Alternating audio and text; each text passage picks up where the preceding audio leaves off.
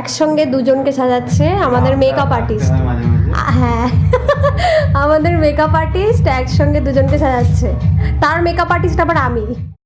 আগের দিন তোমাদের সঙ্গে শেয়ার করেছিলাম আমার এই ব্রাইড অর্থাৎ দেবযানীর বিয়ের মেকআপ লুক, আর আজকে তোমাদের সঙ্গে শেয়ার করব ওর বৌভাতের লুক। সোদপুর থেকে আমি ট্রেনে করেই চলে যাচ্ছি ওর লোকেশনে। আমার বাড়ি থেকে খুব একটা দূরে না ওর লোকেশন। ওর বিয়ের লোকেশন আর বৌভাতের লোকেশন দুটোই এক জায়গায়, মানে জগদ্দল স্টেশনের একদিকে হচ্ছে ওর বাপের বাড়ি আর উল্টো দিকে হচ্ছে ওর শ্বশুর বাড়ি।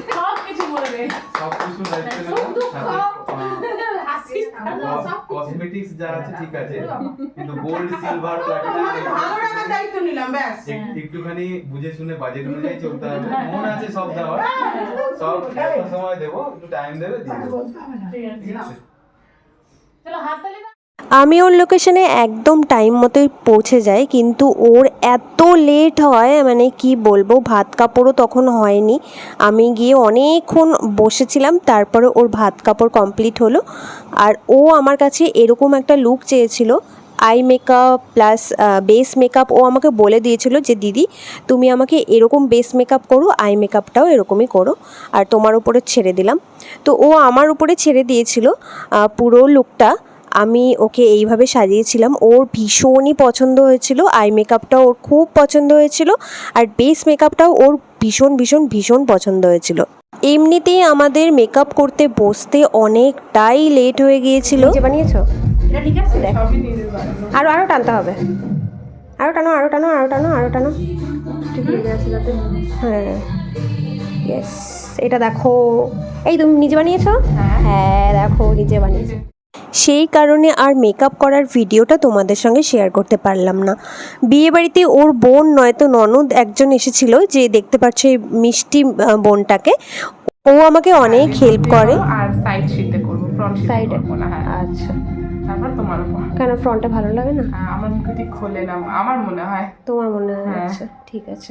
আচ্ছা সিঁদুরটা পরিয়ে দাও তোমার মতো করে।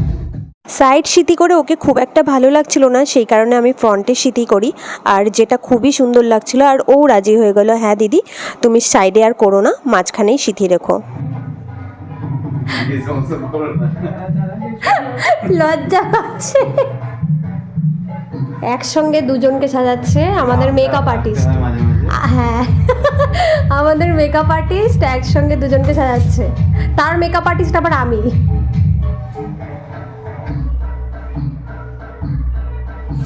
মানে একে বলে হচ্ছে ঢেকি স্বর্গে গিয়েও ধান মানে, এক হাতে সব সামলাচ্ছে।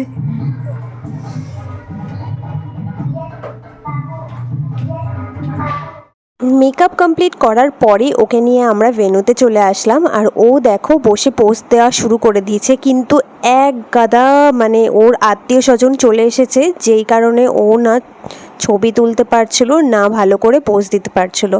যাকে অনেক কষ্ট করে এইখানকার ভিডিও আমরা নিয়েছি, তো ওর মুখ থেকে শুনে নেব ওর কেমন লাগলো। কেমন লাগলো সেজে?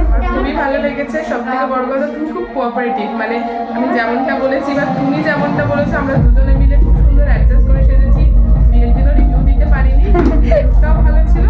আজকেরটা একদম পারফেক্ট, কিছু করলেই। আর এর থেকে বেশি কিছু বলার নেই।